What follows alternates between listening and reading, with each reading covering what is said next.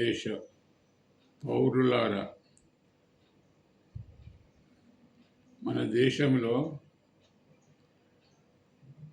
నగరాలు పెరిగి పెద్దగా అవుతున్నాయి, గ్రామాలు ఖాళీ అవుతున్నాయి. ఎందుకు అంటే నగరాల లోపల స్థలం లేకున్నా అంతస్తుల మీద అంతస్తులు కడుతున్నారు. అదేవిధంగా పొల్యూషన్ని పెంచుతున్నారు.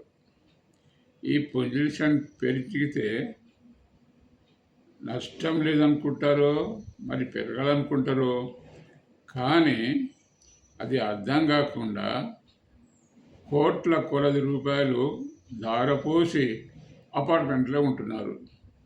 ఈ మధ్యకాలంలో హైదరాబాదులో 1,00,00,000 కంటే తక్కువ ఇండ్లు కనబడతలేవు.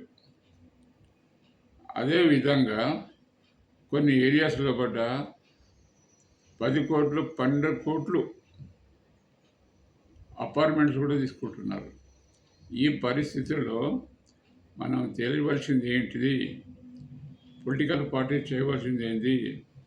అధికారంలో ఉన్న పార్టీ చేయవలసింది ఏంది అంటే, ఇప్పుడు మన దేశంలో ఉన్నటువంటి పెద్ద గ్రామాలను టౌన్షిప్స్ చేసేయాలి. చిన్న గ్రామాలను ఇంకా ఎదిగేటటువంటి వాతావరణం కల్పించాలి. అన్ని ఊర్లకు రోడ్స్, తర్వాత ట్రాన్స్పోర్ట్ పెట్టాలి. ఆ విధంగా పెట్టినట్టయితే నగరాల్లో ఉన్న జనాభా గ్రామాలకు పోతుంది.